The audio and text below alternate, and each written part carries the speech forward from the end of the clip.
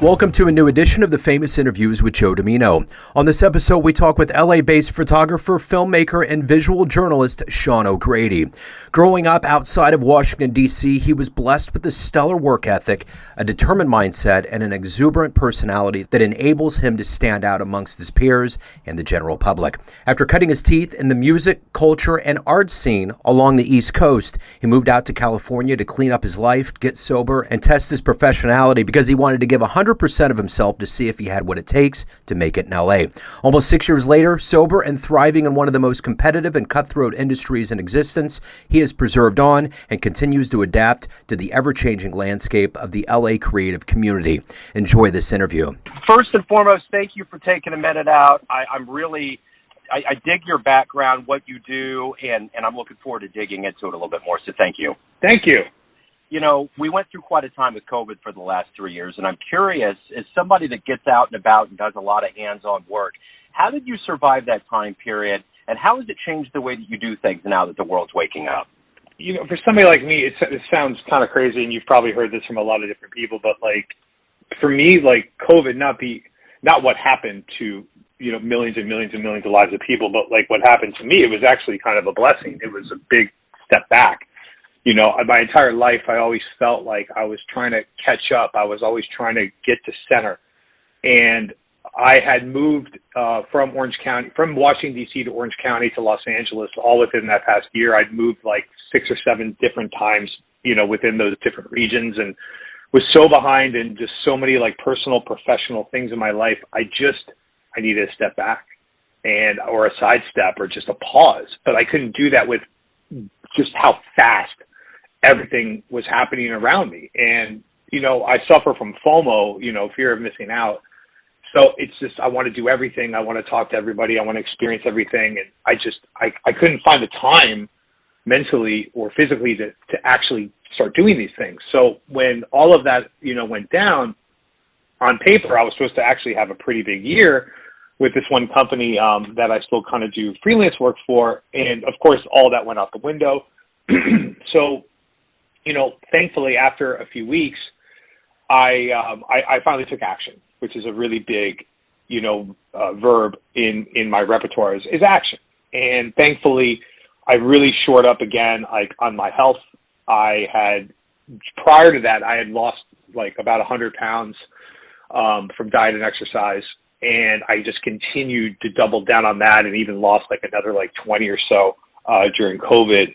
And the most important thing professionally, though, which is probably what you're getting at, is I finally took the time to like comb through like 12, 13, 14, 15 years of work and cut together and update reels, which is very important in the video business, is to have like a lot of guys and girls have like a master reel or a show reel, which kind of shows like 2 minutes or 90 seconds of like their best stuff.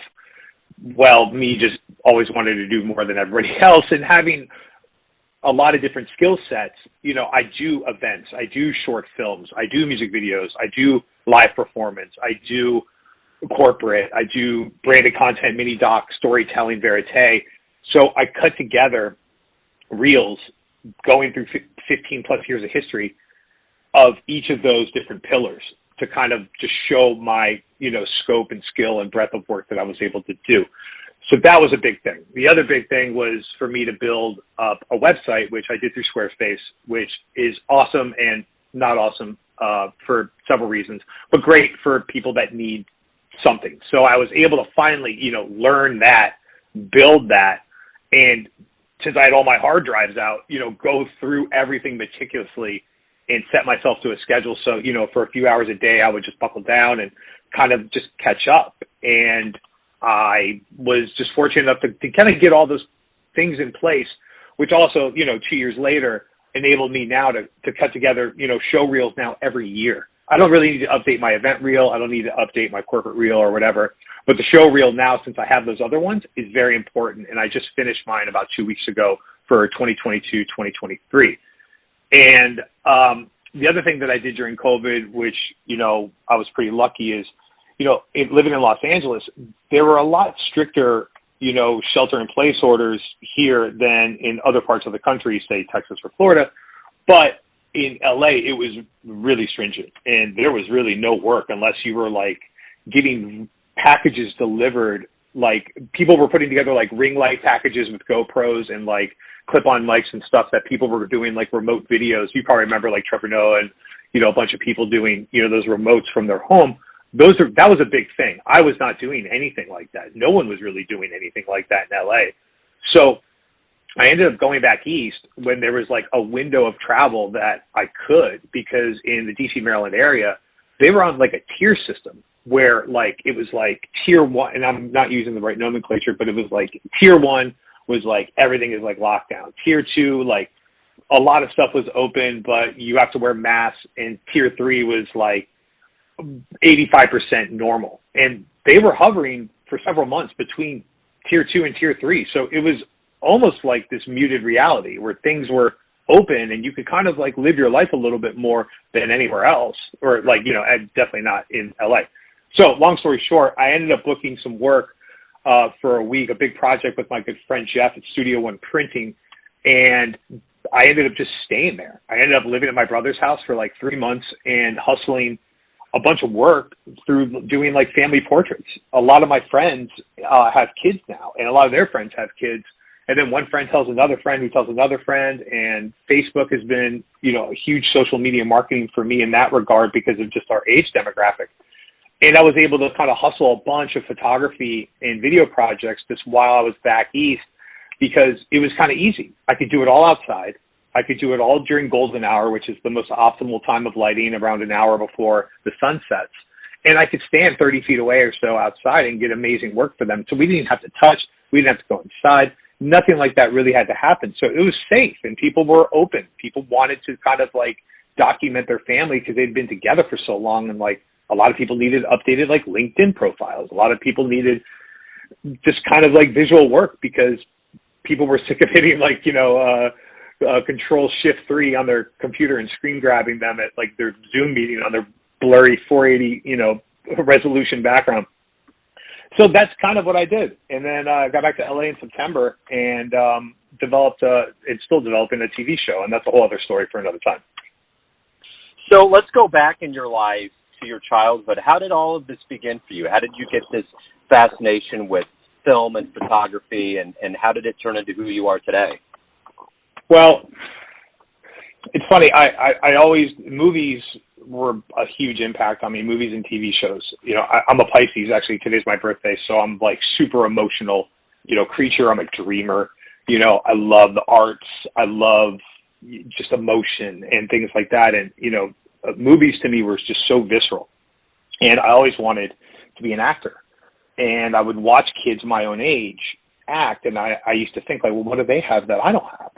And I wanted to be a part of that. Now, did I really do anything to pursue that dream at that age? No, not really, aside from, like, you know, middle school plays and, you know, trying to play in a band or two, but really nothing, you know, to kind of, like, pursue that.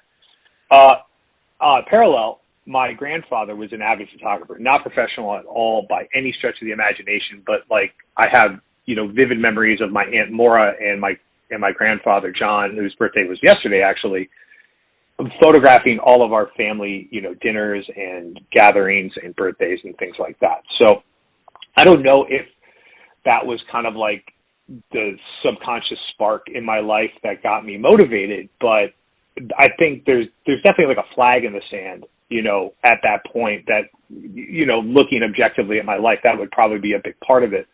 And the turning point for me was actually when I was a sophomore in high school.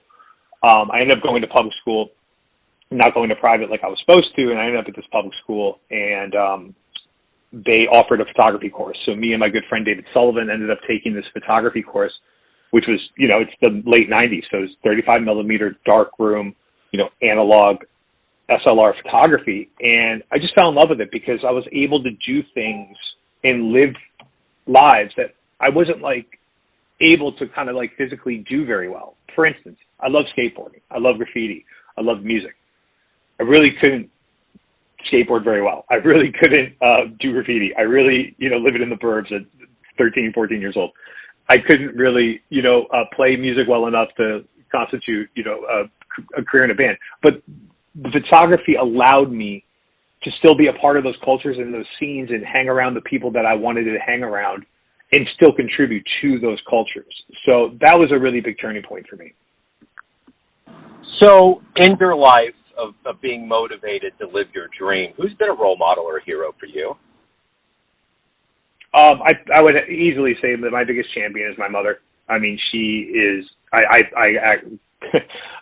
joke and say, like, she's my assistant, or like, you know, like my vice president or something like that. She's just always has been a champion, you know. I mean, I think parents, you know, good parents are always, you know, supportive of their children. But I definitely know without a shadow of a doubt, my mom would be my number one biggest fan.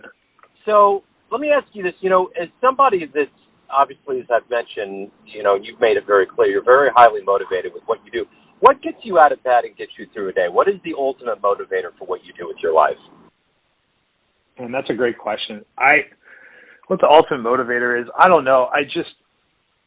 I'm a huge fan of not wasting. I don't like wasting food, time, energy, opportunity. And I just feel, I hate the word that gets thrown around these days. I hate the word privilege, but I really do feel very privileged just to be who I am, born when I am, born where I was, to possess personality traits and just kind of certain skills, and to have drive that a lot of other people just, I see don't. I'm not judging. I just see a lot of people that are content with just doing absolutely nothing. And to me, that just seems like such a waste of life, and I hate waste.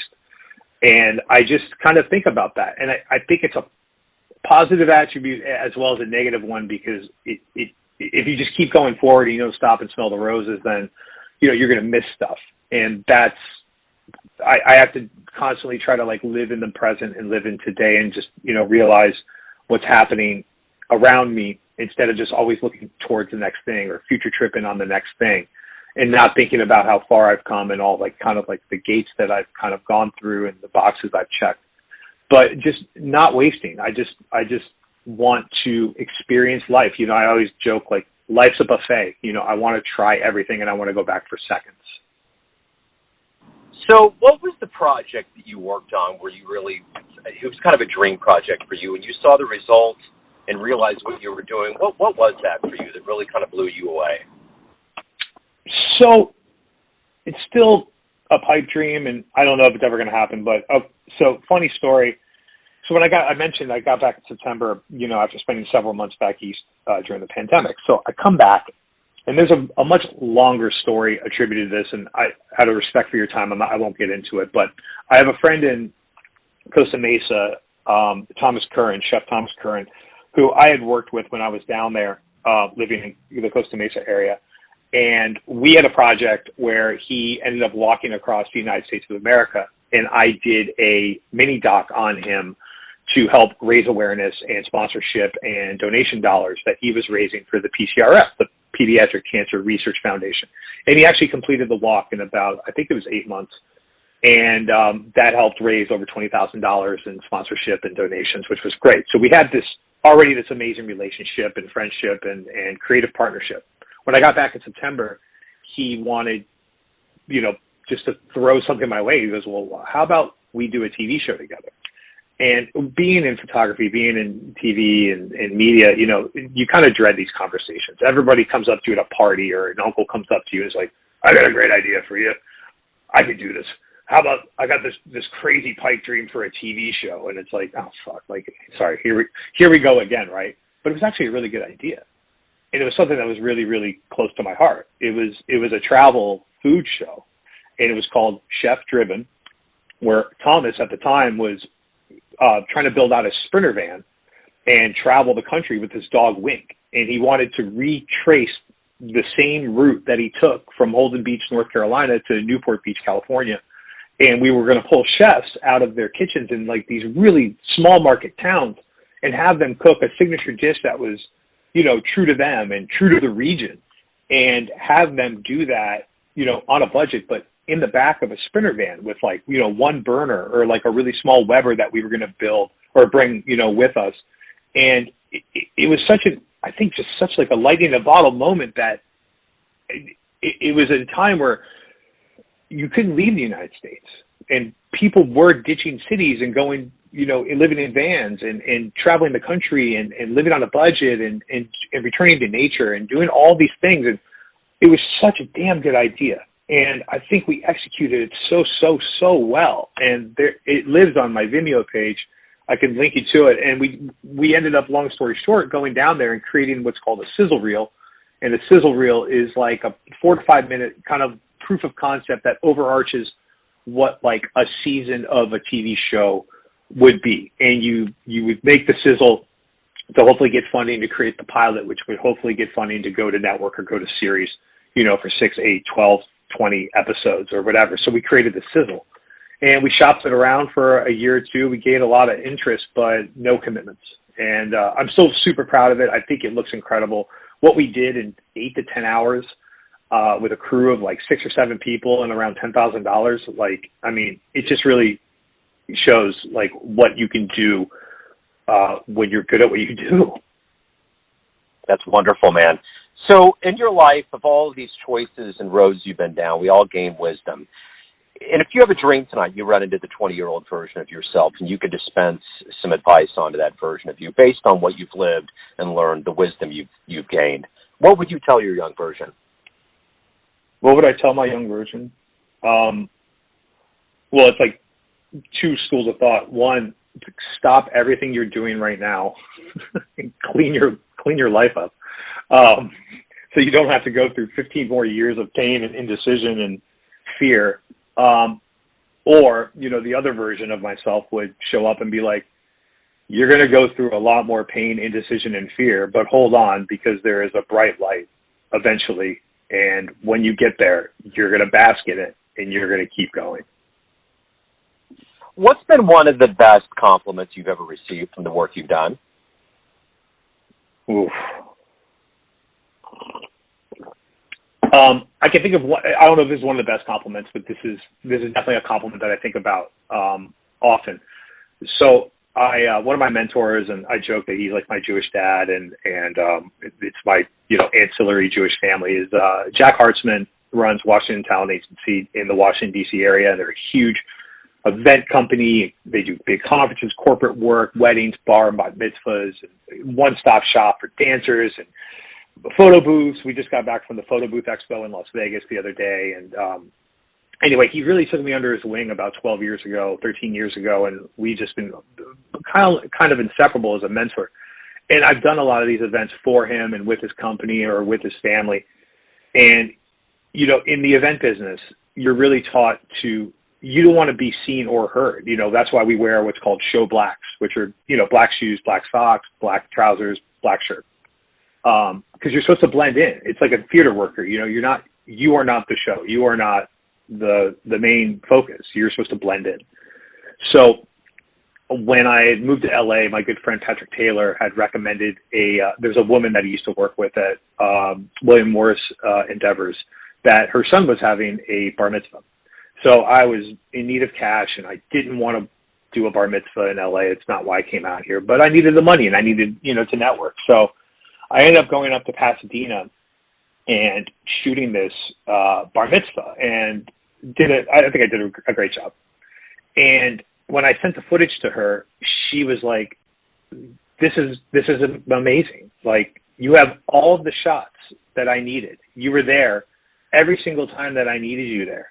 I didn't see you. I didn't hear you. Of course, I introduced myself and I said hi, and I, shook her hand and thanked her for the opportunity and all that. But she's like, everywhere I looked where I needed to see you, I didn't see you, but you were there shooting. And that unspoken language, that intuition to be there at the right moments, I really attribute to just kind of working in the events business for 12, 15 years and at a high level and caliber of working with somebody like Jack in Washington Talent. So I thought that was really cool, and I told him about it, and he seemed like a really proud papa when I told him that. It was cool. So what are you the proudest of that you've done in your life so far?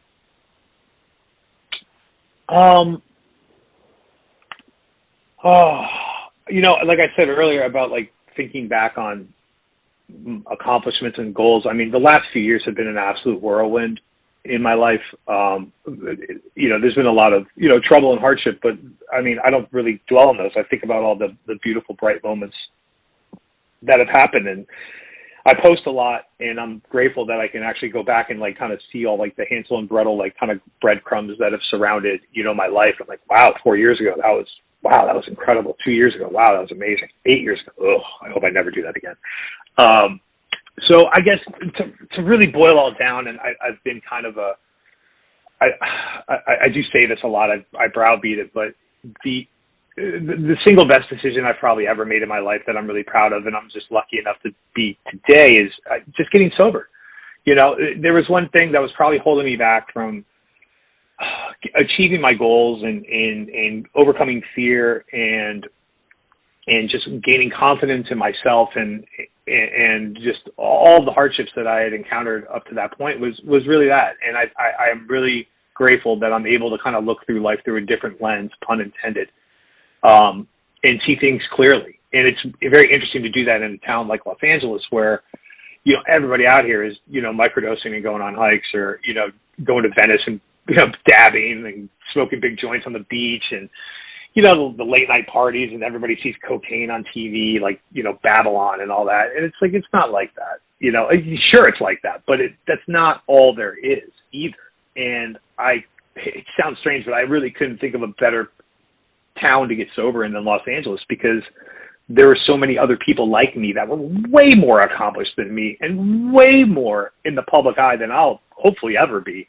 And they were doing it. These are people that I used to listen to their music and like see them on TV and in movies and idolize. And there they were, being able to live their life and not have to succumb to their old, self. And I'm just grateful that I'm able to take like the best things about myself that I loved, when I was out using, and to kind of double down on them now and have the confidence to kind of speak loudly and proudly about it. So I really think that, to this day is still, 5.5 years later, it's still a really big turning point in my life that I don't think I'll forget anytime soon. So everyone out there has a perception of you, an idea of who they think you are, your family, your friends, your clients, but ultimately you live your life. What's your perception of you? Who do you think you are? Oh, wow. Yeah, you do wear, it's funny, I have like 1,000 nicknames, and depending on who you talk to, they'll tell you a different nickname of who I am. And I think that all creates like a different personality in a lot of different people's, psyches. And I'm obviously, and I'm an amalgamation of all those things. I'm a brother, I'm a cousin, I'm a funkle, I'm a son, I'm a filmmaker, I'm a man, I'm a lover, I'm a Pisces, I'm all these things. And I'm really, I kind of just embrace kind of like I try to embrace all the things. And I even like poke fun and poke holes at the ones that are kind of obvious, as well. Like I think of like Eminem in 8 Mile, when he's like, I am white trash, I do live with my mom. I kind of put those on blast just to kind of like disarm the situation too. And I think that I'm just, I want to be a traveler. I want to be an artist. I want to be a philanthropist. I don't have the money to do it, but I would love to be like a philanthropist. And, I just want to be a contributor. I don't know what my legacy is, but I just want to keep leaving just little breadcrumbs and little trails and just kind of vignettes about my life, just to kind of show that like I was here and I mattered, and you can too. That's a great answer, man. Sean, hey, thank you for opening up. Before we get out of here, let everybody know where they can learn more about you, hire you, anything revolving around your world of creativity. Oh, thank you so much, Joe. And honestly, go check out the new website, right?